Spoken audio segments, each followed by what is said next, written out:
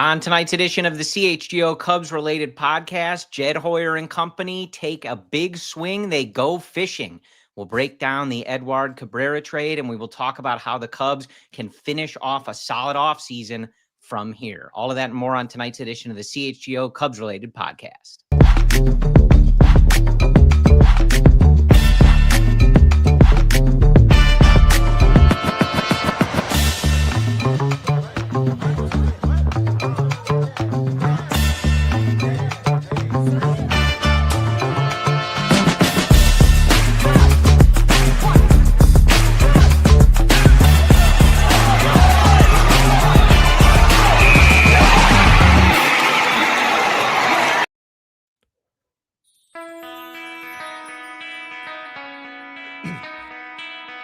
This is the CHGO Cubs Related podcast driven by Toyota. Let's go places. My name is Corey. I am joined, as always, by Brendan. We are coming to you. It is Thursday. It is January 8th. We haven't seen you all in a while. The last two Thursdays. Yeah, holidays. So good to see everybody. And so nice of the Cubs front office, Brendan, to let us take 2 weeks off of talking about Alex Bregman and what are the Cubs going to do? Are they going to do anything? Yada, yada. And give us a big splash to talk about. Big splash. I've been basically scrolling my phone on Twitter, on social, for the last 48 hours. The Cabrera trade, some of the Bregman, Bo Bichette rumors. I feel alive, Corey. I feel a sense of energy. I'm looking at our starting rotation depth. I got 11 names on Fangraphs. I'm looking at our bullpen that looks to be more or less complete. I'm seeing 35 million below that luxury tax. I'm seeing 2027 books that are clean. I'm feeling optimistic, dangerously optimistic. It's nice, and it's nice on social, even in our live YouTube chat. Welcome for those of you hopping in. We appreciate your comments, participation. Glad to have you here. It's nice that the conversation has shifted to, and we'll talk about this, but the conversation has shifted to, should the Cubs sign Bregman or Bichette or Cody Bellinger? I love it. Could they even reunite with Kyle Tucker with the remaining money? Hold up. I'm saying the conversation has shifted to that from, are they going to do anything? What are they doing? You know what I mean? Are they only, is Hobie Milner our big signing all off season? That was your tone about 72 hours ago, for being frank. Just saying. Our private text conversations are not fair to the air. That's fair. That's fair. All right. On this episode, laying things out for you, we are going to break down Edward Cabrera, the Cubs' new starting pitcher that they acquire from the Miami Marlins for Owen Casey, Christian Hernandez, and another prospect that I am blanking on. My apologies. But we will break down Edward Cabrera, what the Cubs got, what they have in the hand, and then take a look with Dr. Brendan Miller here in the pitch lab. What might they do to take him to that next level? Because certainly getting him to that next level with the raw stuff that he has is a huge part of the front office's calculus in taking this swing, trading your number one prospect. So we will talk about the trade, and we will talk about Cabrera, where the Cubs rotation sits, how we feel given the stated offseason goals going in. We'll talk about all that. In addition, the Cubs traded for a cost-effective starting pitcher. He settles in arbitration actually today. Chicago Cub Edward Cabrera settles in arbitration for, I believe, a little north of $4 million. Okay. So the Cubs have some room to spend. Will they do it? And let's take a look where the offseason would rank right now, and how do Jed and company push it to that, call it A grade, that everyone's happy. This was a great effort. Let's go win the division and maybe a pennant or a World Series. We're thinking crazy. Look at us. Look at us, two idiots thinking good thoughts. We'll talk about it all. But let's start, Brendan. Initial reaction. You and I, of course, texting about this. Also want to give a major shout out to friend of the show, someone you and I have interviewed on this network when we were previously, pre-BC, before CHGO, right? Michael Cerami. Excellent work, breaking this story, being the first to say it was close, getting all the national attention. We love Michael. on this show. So, congrats, kudos to him on a big moment for him and Bleacher Nation. Initial reaction. You and I are texting in the morning. We're seeing this start to. Last week, it was maybe the Yankees are gonna take Cabrera and they're gonna take that big swing. It ends up being the Cubs. Your initial reaction as you're reading this come across the wire? The initial reaction is one of just excitement. How can you not be excited about a starting pitcher with his potential? It's also excitement because of what the cost was, and that will be one of the tones we strike. Cabrera is not a finished product. So what the Cubs are seeing with him is the room to grow, and that cost we're talking about came down from last year's trade deadline when they were negotiating. For instance, we heard maybe that Matt Shaw and Owen Casey was the asking price for Cabrera. Maybe it was Jefferson Rojas, perhaps a top 5 Cubs prospect by Medi rankings. He was not included. The one big, quote unquote, fish, if you will, that Miami lands is Owen Casey. So when I hear that price and I see how the Cubs payroll is shaping out with the previous bullpen additions, my mind starts to work in a way of filling out the entire roster now with money at the positional side.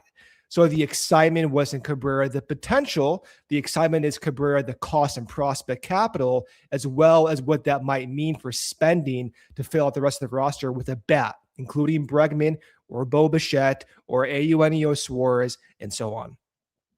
Yeah, my initial reaction, Cabrera, a guy we've talked about. Clearly, this front office has had their eye on him. This is not the first, portion. We heard it at the trade deadline, start of the offseason. So there's clearly been some interest there. And it was really just excitement that they were taking the swing. I don't want to reduce it down to doing something, but it's been a slow offseason. So many guys still out there in the free agent market, guys that maybe the Cubs had interest in or were connected to going elsewhere. And it's a big swing. I mean, you're trading your number one prospect. You're putting you're really putting some chips on Cabrera here. And I think that's exciting as a fan to see the front office be aggressive. This is 2 off seasons in a row. Now you can get into whether it would be nice if they, gave them a little more money so they didn't consistently have to trade some of their best prospects to get these resources. That's a separate conversation. But 2 off seasons in a row, man, like Jed Hoyer is not shy for as risk averse as mainly Carter. But I think the Cubs front office in general that is a perception. Often talked about being. These are 2 massive decisions to make in giving up a guy, in this case, like Owen Casey, last year, like Cam Smith. Like these are big swings they're taking. And I think in just that regard, it's exciting. The potential of Edward Cabrera and with this pitching infrastructure has certainly got me excited for the potential that this rotation has, especially as it's concerned for their ultimate ceiling if they can get there. The gamble the Cubs are taking is Cabrera's fastball and workability, coachability that will need to be improved versus Owen Casey's zone contact problems and his power potential. That's the gamble being taken by both sides. And you can see the value from each organization, why they would want to take those gambles. This is not to say, though, Corey, to your point, like, oh, Cabrera is this booming, obvious ace. He was valuable last year, 130 plus innings of sub-4 ERA ball, right?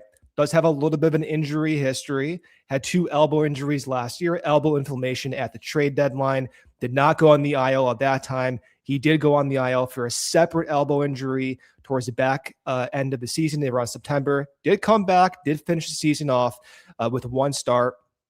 So this is not without risk in the Cubs projecting innings, but when you contextualize with what they gave up in just 1 top prospect with some of the riskiness that he presents, it does inspire confidence and greater flexibility for not just adding the positional side, but now you still have some of your farm guys to make more moves or grow if you need those guys to provide value. It's a really multifaceted conversation, why he's exciting, but also too, we can talk about what it actually means with some nuance in the risk profile that he projects.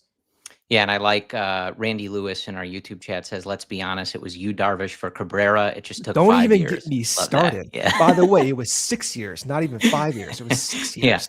Yeah. Casey did play at Wrigley Field, so did get on a major league field, but it is funny. The significant contribution from that Yu Darvish trade will ultimately be what Cabrera does like this year. So sometimes you just got to be patient. Well, his timeline's not our timeline, right? That's one word for it. But yeah, look, like, to be clear, when we talked about, and we'll do, an in-depth breakdown, Brendan will talk about his pitches, the changeup, the breaking ball, the ineffective fastball, all that stuff. You're stealing my lead with the changeup. No, in a little bit, about my changeup. But still talking about, sort of initial reaction. Like, we talked early in the offseason about, adding reliability. I think top of the rotation potential, but also the Dylan Cease types.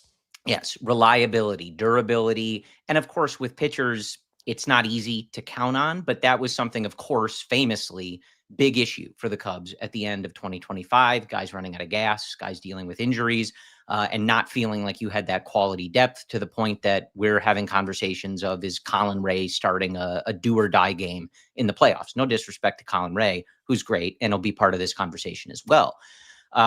They opt for a different way of going about it.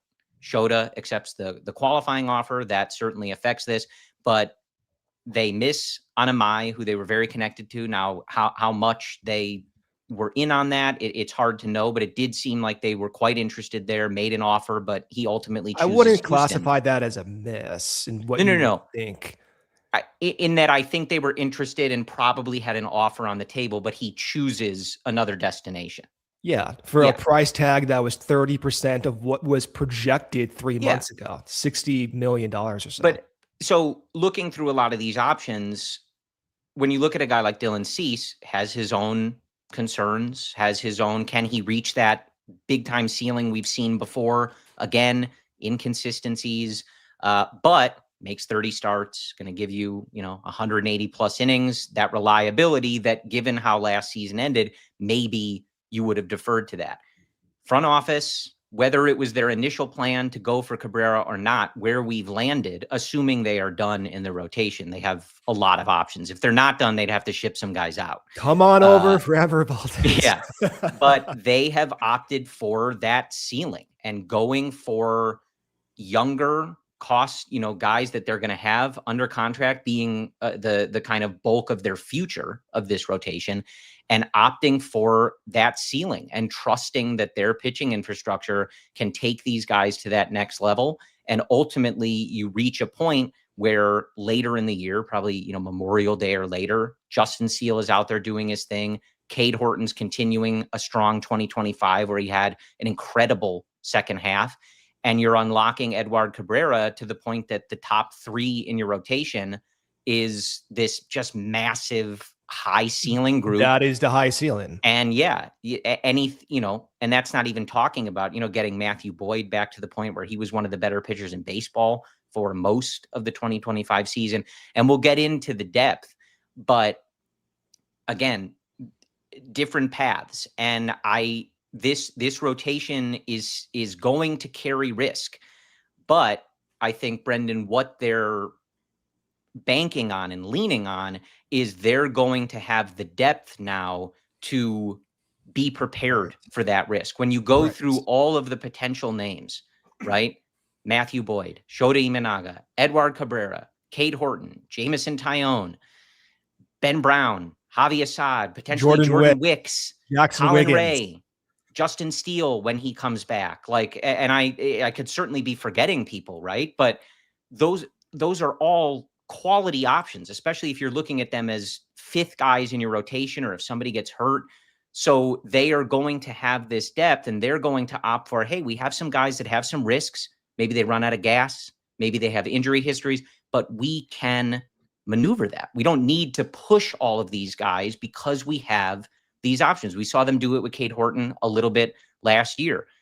going great, throwing a no-hitter in the 5th inning. Hey, are you at 75 pitches? That's it. We got a championship to try to win, and we need to take care of your arm. Now, I'm not saying that means they baby these guys, they baby Cabrera, but they're aware of the risk they're taking here with the potential injury history and durability issues that we've seen with not just Cabrera, but some of the other guys in this rotation. But when you have 10 or so solid options to take starts for you, that's what I think they're going to opt for in order to try to hit that ceiling. Let's hit our first ad break, come back around, talk about the actual specifics of what Cabrera does, how he fits into the Cubs' plans and the rotation, and go from there. First, Almost Home Tavern. If you're looking for the spot to catch every big game this season, this place checks all the boxes. Chicago's #1 holiday pop-up bar, Almost Home alone, is officially live, but only until this week. Don't sleep on it. The food is unreal. They've got One Bite Pizza review approved tavern style pizza, a chef driven menu, elevated bar food with local flavor, and hands down one of the best smash burgers in the city. The pizza alone is worth the trip, but it's not just about the food. We're talking about pool, darts, big buck, hunter, shuffleboard, and wall-to-wall TV, so you can literally watch any sport. And yeah, even those diehard Bears fans, you can watch the Bears-Packers games this weekend. There's even a covered beer garden with TVs, rain or shine, even flooding, just a block north of Wrigley Field, making it your go-to pregame, during game, or post-game Cubs or Bears spot. Top it off with daily specials and a happy hour. It's actually worth your time. Do yourself a favor. Go check out Almost Home Tavern. Game Day Men's Health is here to support your health journey. Whether your goal is peak performance or simply becoming a better father, a better husband, a better man, at Game Day, everything starts with personalized care built around your goals. It's not just a one-size-fit-all plan. The process is simple and fast. You're in, you're out, often in under an hour. These are family-owned local clinics that focus just on real relationships and real results with an extremely high success rate, helping men feel like themselves again. From testosterone optimization to vitamin therapy to weight loss and hair restoration, Game Day Men's Health helps you feel better, move better, and show up with more energy every single day. Start your best life with Game Day Men's Health today. You can scan the QR code on screen or visit GameDayCHGO.com to find a location near you. Game Day Men's Health. All right, Brendan, kick it to you. Laid out kind of the depth and how they may attack the season. Of course, we'll see who ends up getting starts. But when you have that kind of depth, you can take on some of the risk associated with some of these guys. How do you feel about that? And then let's get into specifically what Cabrera does and what he brings to this rotation. It's a matter of choosing from 11 pitchers, putting each of those 11 pitchers in the best possible position for success. So we listed off 11 guys. On the very bottom of that list is Ben Brown and Jordan Wicks. Those were two pitchers who were maybe in the top 7, not just 2 seasons ago. Putting those guys in the best position of success means continuing their development. We saw Jordan Wicks at Shred Athletics, Tyler Zombro's training development facility. He's developing a new curveball that they put out a video about. It's a matter of which of those 11 guys provide value and success. Should Cabrera go down? Should Justin Steele take a little bit longer to come back? Matthew Boyd's age-prone decline possibly could hit the Cubs unexpectedly. You have Shota Imanaga, who was injured last year with the hamstring injury. He came back a little bit slow. You have all these different instances where you can see it going wrong, but unlike last year, they didn't have the high ceiling depth to offset some of those late season struggles. That's why you saw Colin Ray in Game 5 of the NLDS. Colin Ray, if he is pitching again in Game 5 of the NLDS, something wrong happened last season. So I see the Cubs continuing. Well, or Tyler Zombro's turned Colin Ray into just an absolute weapon. We got Roy Halladay Jr. over here, perhaps, right? But that's how I see the Cubs maneuvering their rotation. They're going to put each and every one of those guys in the best position of success, and naturally it will work its way out, just like the bullpen did last year, and just like the positional roster did last year as well. That's why I'm optimistic, because I view Cabrera as one of those high ceiling pieces to the puzzle that would just frankly we didn't have many of last year. And I'm excited to see him work with the Cubs coaches to achieve that high ceiling. Yeah, and before we break down Cabrera specifically, like again, I'm not suggesting they baby him. I'm not, the 6-man stuff or skipping starts. It's difficult because you want guys in a rhythm. They're used to a certain thing. It's more complicated, I think, than just tossing that out on paper. But the goal is to have that ceiling in place when you're toward the end of the season and heading into the playoffs. Doesn't mean the early season doesn't matter. And it's not to suggest they skip starts or baby guys, but it does. We saw this with Cade Horton, where you are focused on keeping the guy healthy, not focused on, well, he needs to go into the 7th or 8th inning. That's also where it's important that they've done the work money-wise to bolster the middle of the bullpen. And to have that depth at starting pitcher where Javi Assad can be a swingman, Colin Ray can be a swingman, those types of things, because it allows you to focus on the bigger picture. It's not just, hey, we need great starts on April 15th, when it's 40 degrees at Wrigley Field against the Pirates. We are trying to win a division and win in the playoffs, and we need these guys healthy for that. And when you have this type of depth, we've seen Craig Counsell do an excellent job with this. We all wondered the durability and duration that Cade Horton might be able to give them last year. And if not for a random freak coughing injury, he would have been there. They would have done it. And all of the yelling when he came out early in games, when he was dealing and they turned it over to the bullpen, nobody would have cared because he would have been shutting down the Padres and the Brewers in the playoffs.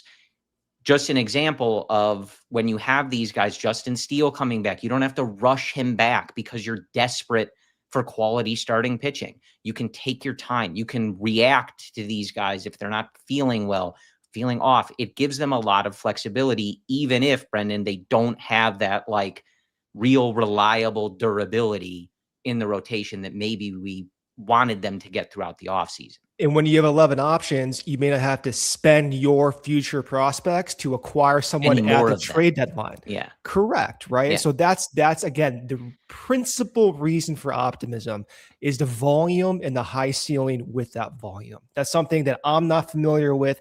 And I'm fascinated and interested to watch develop immediately when they report to camp. Immediately, I'm owning in on what Cabrera is doing with that fastball, what Jordan Wick's curveball looks like, what Jameson Taillon's new repertoire looks like. That's always ever changing. It's going to be such an interesting spring training, maybe even the most interesting camp we've seen since covering this team, just because you have 11 starting pitchers who are really hardly working to be the best versions of themselves. Yeah. Let's get into Cabrera and what he brings. Talk to us about his strengths. We'll get into the weaknesses, but if a fan is listening and they liked Owen Casey, they knew he was the number one prospect, they're not super familiar with what's going on down in Miami, why did the Cubs just trade their number one prospect for Edward Cabrera? The reason they traded Owen Casey for Cabrera is that they believe it's more projectable to create value with that fastball than it is to project Owen Casey's whiff struggles in the future. If you look at what Cabrera does well, it stands out right away on video. He throws changeups between 94 to 97 miles per hour. I did not misspeak. It is a changeup classification. This means that Edward Cabrera has a unique ability to throw really fast with a movement profile that virtually no pitcher has. That movement profile being run and sink. Okay, so he throws 95 mile per hour pitches that jam and go towards the kneecaps of right-handed batters. Then he has a curveball that goes down and away to those righties. That's also a difficult pitch for any successful right-handed batter to hit. So those are the two features he has that stand out. The room for improvement and optimization is that fastball. That fastball run value was in the 4th percentile last year. He throws a sinker. He throws a four-seam fastball. The sinker was one of the strengths of his in 2025 that he didn't have in 2024. Now, if you look at what I mean by that, let's look at this graph. On the left, you see his movement profile in 2024. You're going to look at all these different dots. They look like Skittles. Go to the top right of that left panel. You're seeing red dots. You're seeing orange dots. That's a red four-seamer and an orange sinker. And then that green changeup. Now go all the way to the right. You're seeing all those pitches. They just went down. That four-seam fastball vertical break, that went down. That changeup, that had more bite to it. That sinker, that had more bite to it. Why is that the case? He dropped his arm angle. So by dropping his arm angle, which, by the way, typically correlates to fewer injuries and less arm problems, that dropping of the arm angle led to more depth on his pitches and an ability for him to locate his sinker more inside the strike zone. And that was one reason why you saw that sinker usage double. But even though he was able to make these changes, he was unable to have that type of success we need for a fastball. So having a fastball run value that's even league average would be a huge benefit for him. But unfortunately, that was not the case. He had, again, that four-seam fastball, that sinker run prevention was in the 4th percentile. So the question that you're going to be following once camp opens, Corey, is what are they going to do with that fastball? Are they going to change the shape? Are they going to just keep it as is? Don't mess with him. He's injury prone. We don't want to change much. Or are they going to change your grip? Are they going to change a little bit of his arm angle again? Are they going to change the sequencing? There's many different ways you can imagine them going about this, but all you really need from Cabrera is an average fastball. He was able to have run prevention numbers that were above average with one of the least productive fastballs in the league. I cannot emphasize that enough. That is the reason why, one of the reasons why the Cubs find him appealing, because you don't see many pitchers have that success without a fastball. And Cabrera is one of those guys. So two things. I want to ask you, with what you know about the Cubs pitching infrastructure, how you anticipate they might attack tweaking this. But the first the first one I want to ask you is, like, optimistically, they get in there, they have a ton of ideas. They clearly have had their eye on this guy. I feel like they have an idea of what they plan to do here, of course. What is the ceiling? The ceiling is an unquestionable ace for two reasons. Reason number one, changeup. Reason number two, curveball. If he's healthy and has an average fastball, that should correlate to run prevention numbers that all of us would consider a top 2 starter. No doubt about it. The injury concerns are a big sticking point, and it's why it was only Owen Casey. The fastball inability to be productive is also another reason why teams shied away from Cabrera, in addition to the injury concerns. So, yes, he is a ceiling of an ace type pitcher. How the Cubs go about molding that, it could be, again, sequencing.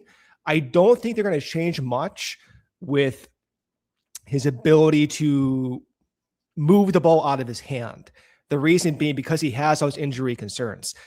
We talked about Matthew Boyd having success with the Cubs last year. Matthew Boyd did go to Driveline several years ago to work on a changeup. He ended up pronating, which is how he moves his wrist off the ball. He said that led to elbow concerns. So I imagine the Cubs, this is years ago now, I'm sure every team is in tune with this type of risk, but I imagine the Cubs don't want to take a risk on changing mechanically something as significant as a fastball. So I think it may be more of just like letting it go, seeing how he naturally evolves, but setting his pitch sequencing up and his pitch types up for maximal success. And then once he grows comfortable with his coaching staff, with Hottovy, with the entire ensemble, then maybe you may start seeing a little bit of experimentation. But I would be surprised to see significant mechanical tweaks right at the onset. Yeah, and look, I think too, before we hit our second ad break here, like, this is a guy, they have 3 years of control, and it, isn't necessarily something that you make all of these adjustments the first spring training, you have a guy in your system. This can be an evolving process. See how things go, see how he's meshing with your system, and taking it from there. It's not something that needs to necessarily be done overnight. But yeah, look, I mean, the risk is there. That's what we talked about. You are not getting a guy that has that proven 30 start ability. You are getting a guy that, clearly I was watching that video from the wonderful Lance over at the Marquee Network. Like, it sounds like some teams were not super intrigued by the medicals that they saw. But, this is part of being a fan of an organization. Like, we don't have to trust that they're always correct or appeal to authority there. But you have to, I think, you have to believe they know what they're doing here. Jed doesn't want to trade his top prospect for a guy that's going to fall apart in a month. They have to have conviction in what they're doing. Their jobs are on the line here, regardless of whether Jed signed an extension. Like,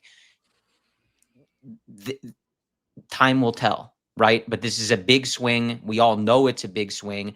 And if it proves to be a big miss, like, they'll hear about it, and they're going to have to, reap the consequence of that. So we'll see what happens. But yeah, it's a risk, and that's the path that they've taken, rather than shelling out for a guy that, hey, you can look at and like, it didn't have to be Dylan Cease, but as an example, like, hey, we have a 5-year sample, like, this guy's going to make 30 starts. We're really safely betting on that. That's not what they have here. And that's the course that they've taken and the decision they've made. And they've made the bed. They're going to have to lie in it, Brendan, and we'll see what happens. But let's hit our second ad break here, and then we'll come back. We'll keep talking about that, and we'll talk about what the Cubs need to do. Not will they do. They need to do, Brendan, with the remaining money. All right. Winter is here. The real question is your home ready for the cold? When it comes to staying warm and protected this season, you need Four Seasons heating, air conditioning, plumbing, and electric. If you got a plumbing emergency, call Four Seasons. You got electrical issues, call Four Seasons. You need a hot water tank installed yesterday. Yep, call Four Seasons. Now is the time to schedule your Four Seasons furnace tune-up before the real cold hits. And if you're thinking about a whole home generator, they've got you covered there as well. Here's the best part. Four Seasons guarantee same-day installation for heating, cooling, plumbing, electrical, and generator needs with no extra charge for nights, weekends, or holidays. You can save up to $4,000 on furnaces or comfort systems right now. Furnaces start at just $39 a month.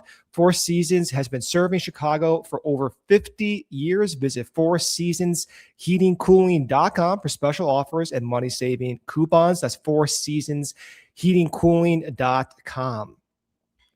All right, let's talk about your next weekend escape, or maybe just your next big night out, because Potawatomi Casino Hotel Milwaukee has everything you need in one spot. We're talking thousands of the latest slots and table games. If you're ready to refuel after, you've got a ton of amazing restaurants and bars to choose from.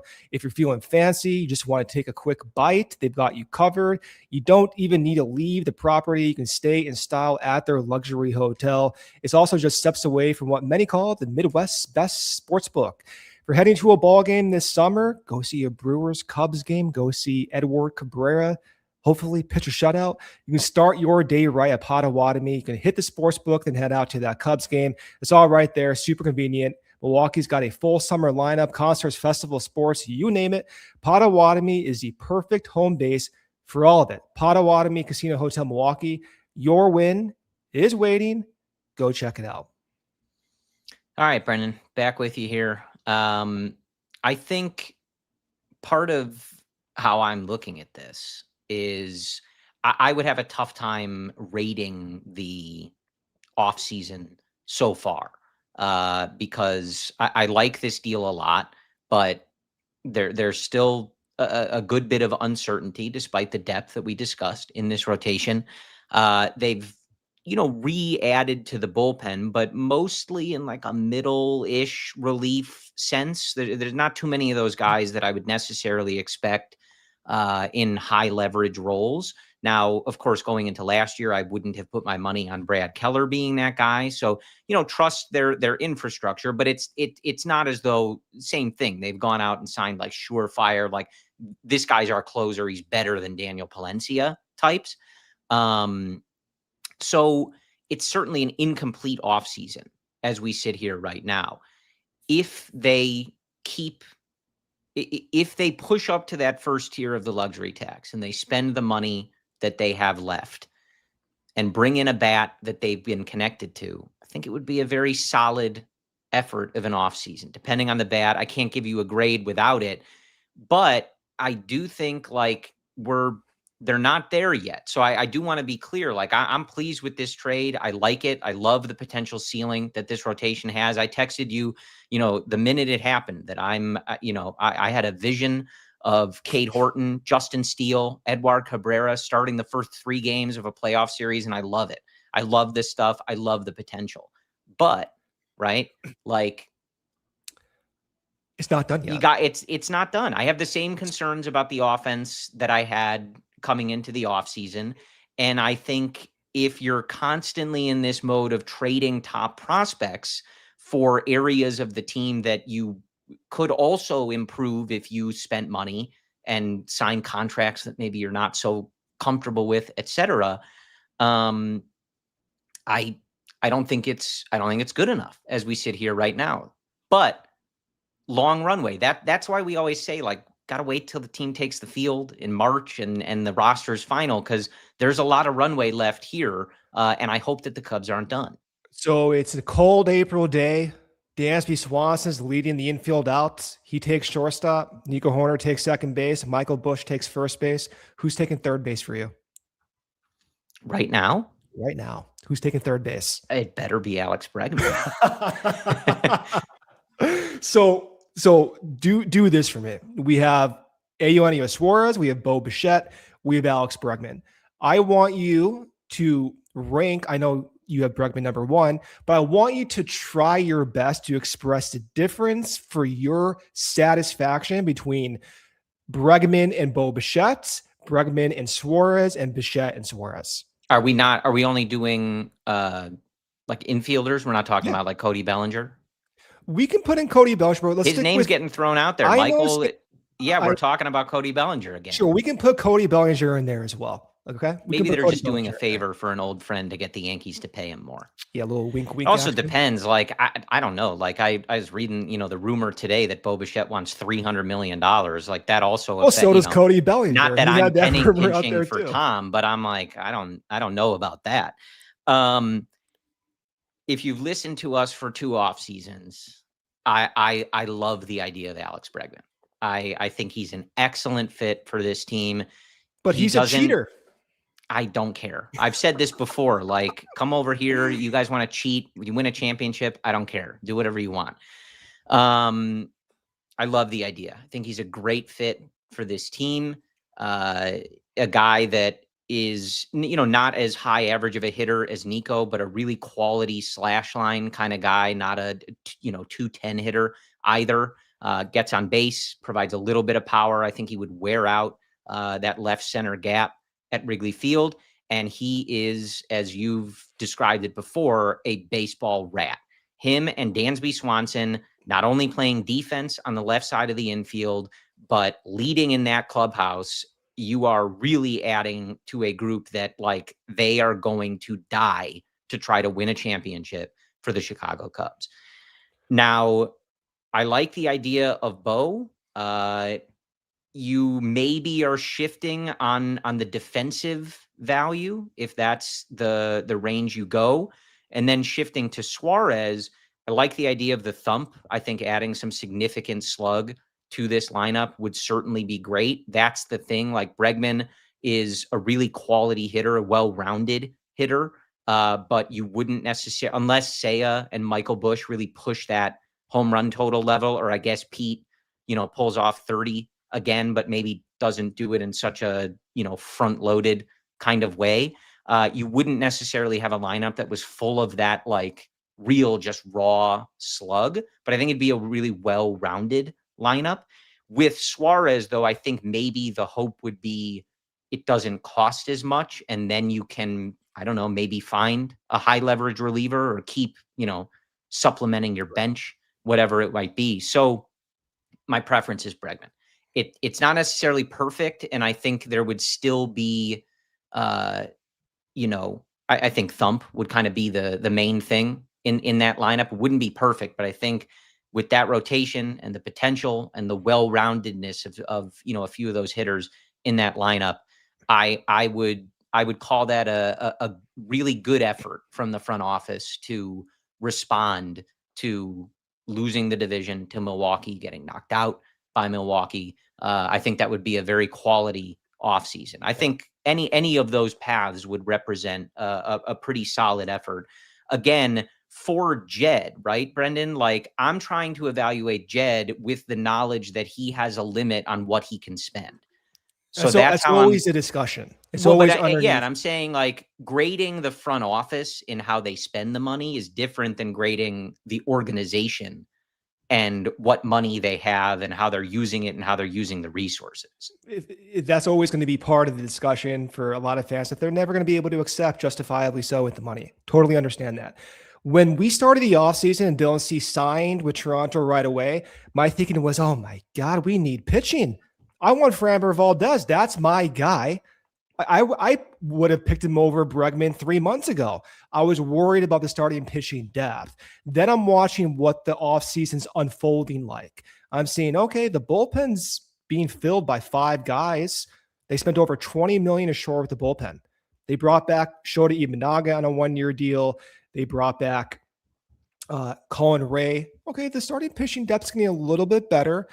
Now they traded for Cabrera, and I see the money starting to add up, and I start thinking, oh, I need Bregman. Like, I need Bregman. I don't just want Bregman. I can't stop thinking about Bregman. Come on over. You've been welcome here the whole time. I've never wanted a free agent more in my life right now than Alex Bregman. He checks all the boxes. And when I try to figure out, okay, how do the Cubs get the best value of every single one of these free agents on the market, besides Kyle Tucker, it was undeniably Alex Bregman. This is what I mean. I ran a simulation. I said, okay, let's have Alex Bregman join the team. What would that do? How do you optimize wins above replacement? Give me every single number of plate appearances for every single player. Tell me what it's like. You know what it came back out as? First and foremost, Matt Shaw can still play. Matt Shaw can still get 500 plate appearances, even if you sign Alex Bregman. So if you're thinking, oh man, well, Matt Shaw had a great second half. He should have won maybe a Gold Glove by many people's standards. He can still play.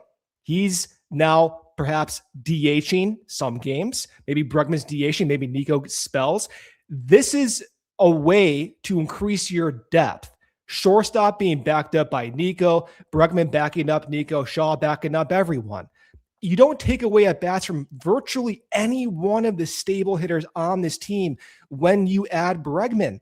And the net gain of WAR, if you do sign Bregman, I know he doesn't have the slug everyone wants, but this is a value-driven organization, a value-driven league. You add 2.5 WAR, Corey.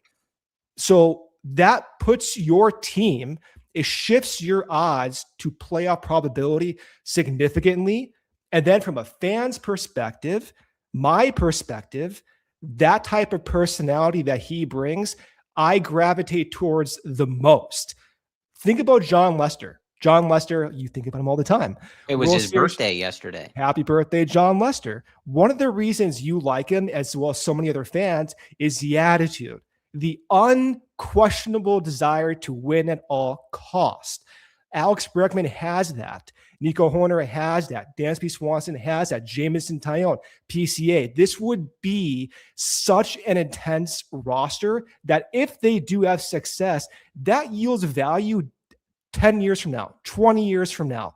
Fans remember that. They still sell jerseys I don't really see that with other players on the free agent market right now that has that type of intensity, the type of attractiveness to fans from a personality standpoint. And for me, he checks all the boxes. I would love for Bregman to be a Cub. Yeah, I'm quite into it. I'm not positive. I want them to add another bat. I see our guy Niren in the chat here, and I do agree. Like, and this has been my whole thing with the offseason. Like, however you put it together, and we can certainly like debate how they've spent the money, how they built the roster, etc. But here we are. Like, they need to treat this offseason in a way that losing the division and getting bounced by the Milwaukee Brewers is not okay with them. They need to respond aggressively and come into this season being a prohibitive favorite in their own division. And like, enough is enough. Where they are right now, I don't think they're there. I do think that continuing this offseason and pushing it over the line is what gets you there. And pushing it over the literal tier 1 tax line. Well, if we had our way, sure. Yeah. I don't know if Jed, has to get the green light for that or what exactly the process is there. But yeah, that's what they should be doing.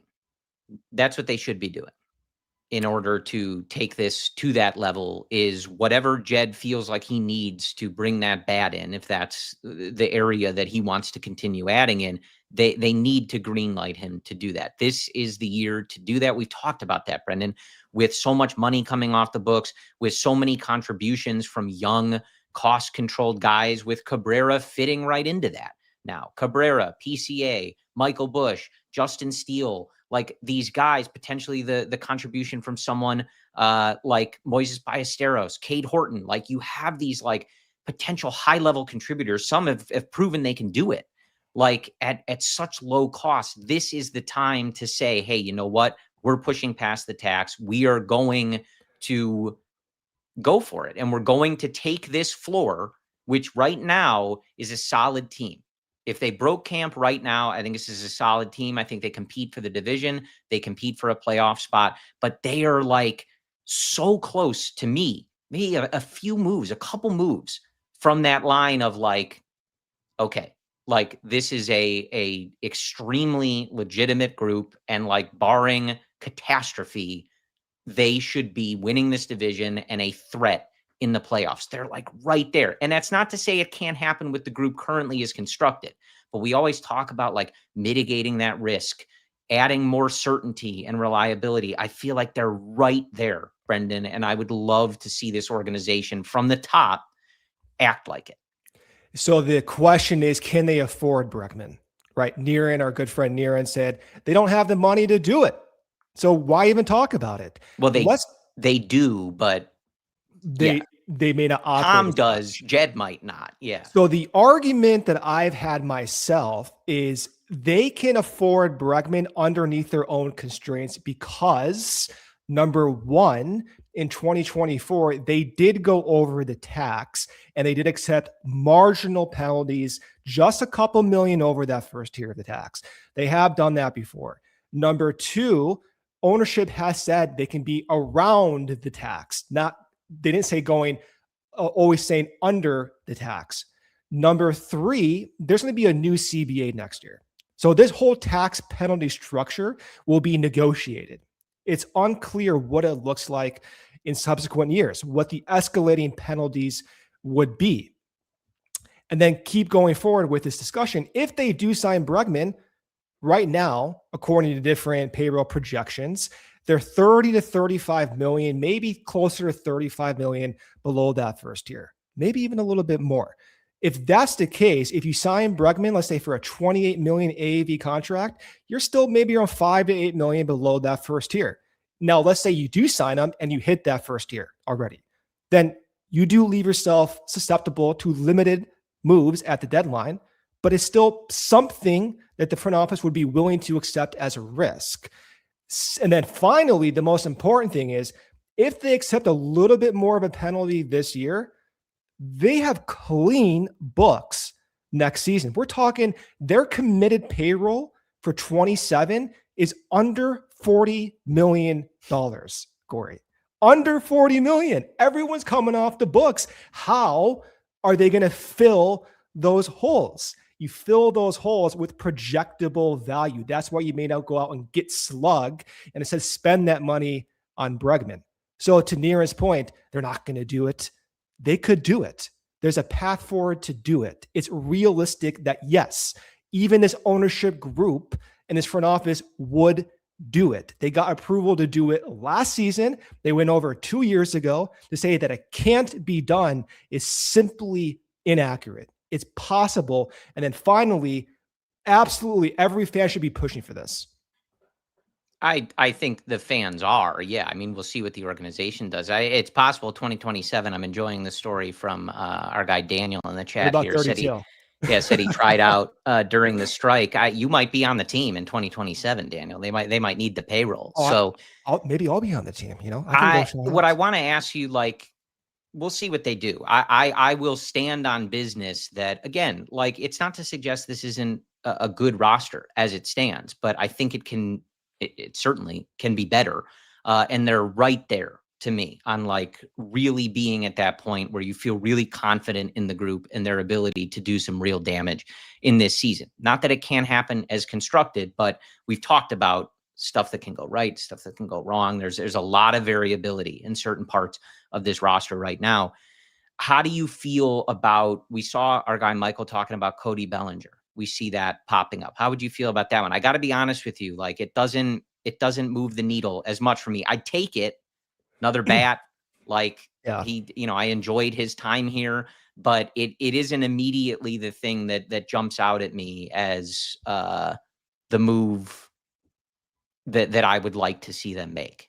Well, I also start looking at the outfield depth. I think, oh man, what if Seiya goes down? Who's playing right field? Is it Kevin Alcantara?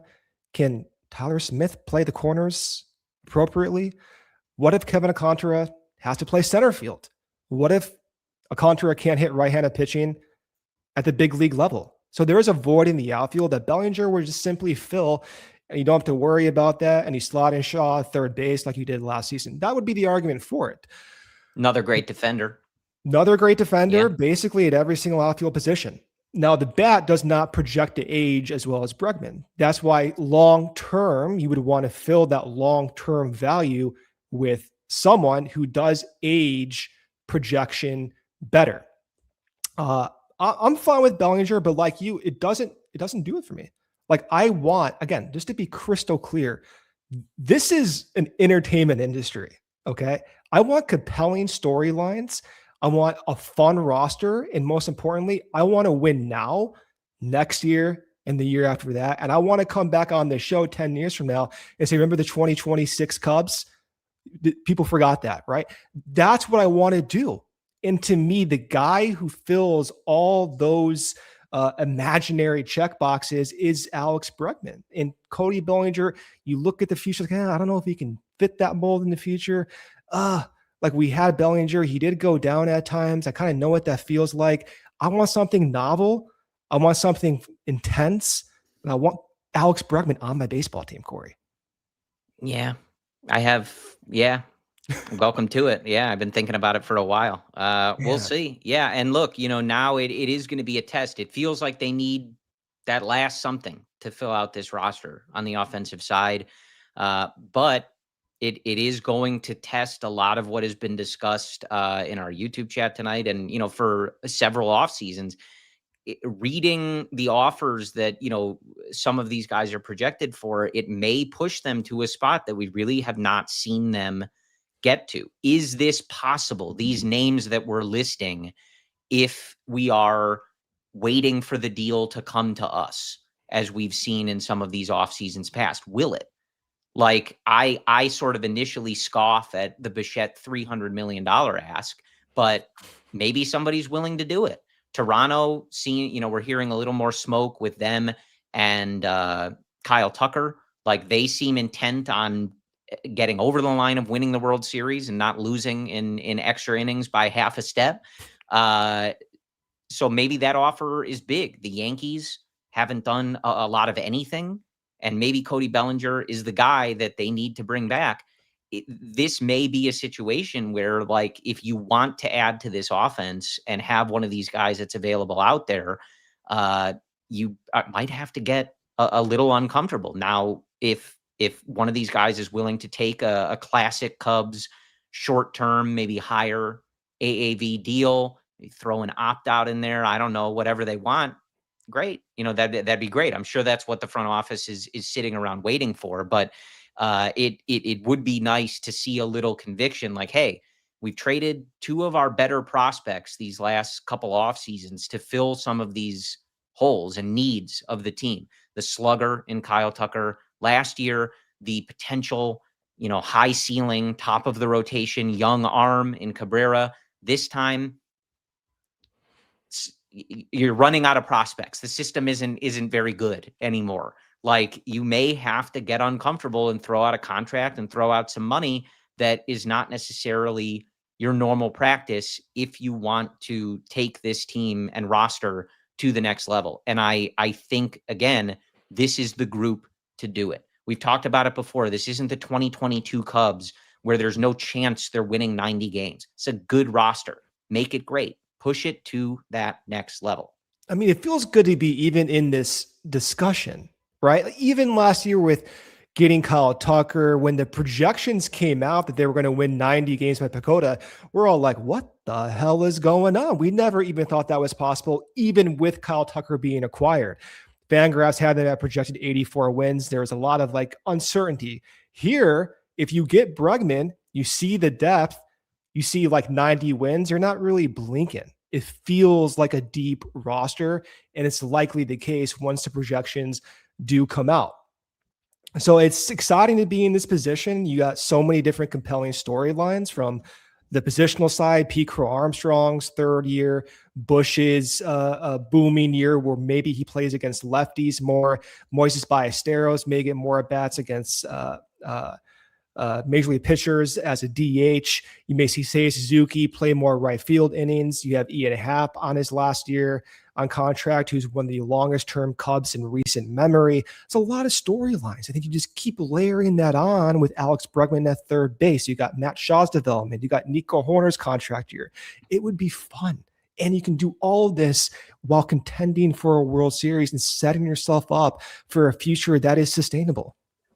Yeah, so we have a few minutes here. I do want to answer. I'm legally obligated to answer.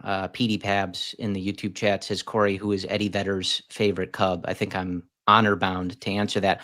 I have heard him on a number of times talk about Jose Cardinal. Oh, yeah. As his, I feel like that is the answer. When he was growing up, he certainly, Didn't he bring him on stage? I don't know about Jose, but he brought Ernie on stage at Wrigley Field. Before he passed away. I think the first time that they played there. But my instinct is that he would say Jose Cardinal. Yeah, I think modern day he may say Rizzo, right? Like this in the past era. I mean, their interview in the bleachers was pretty spicy. It was pretty loose, if you will. Yeah, I think Eddie will drink wine with just about anybody in a Cubs jersey. So. I mean, in all reality, quick thought on Eddie Vedder, the World Series seventh inning stretch, like my favorite of all time, because like I'm watching that, I'm like, oh, this guy over here, he's thinking everyone, he senses the magnitude of the moment, and maybe Eddie Vedder was a turning point in that World Series. Maybe it wasn't KB's home run.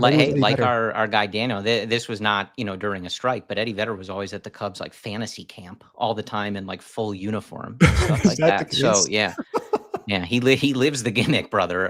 That's amazing. So finishing it off, I'm excited, Brendan. Yeah, they gotta pay it off. I don't want them to be done. I don't think it's good enough to be done. But the roster is good as is, and I think they have the ability, if they want to use it, to take it to that next level, to the point where we are all feeling really good. And like I said, that getting bounced and run over again by the Milwaukee Brewers is not okay. And their response is to come back with a team they feel really strongly that will not happen again. But we'll see. We'll see how they finish it off. There's a lot of runway left, a lot of names out there, and we'll see what this organization wants to do. But I'm excited. I'm intrigued on what Tommy Hotovy, Tyler Zombro can do with a guy like Edward Cabrera and the potential there, a guy with, potentially some of the best stuff in the league.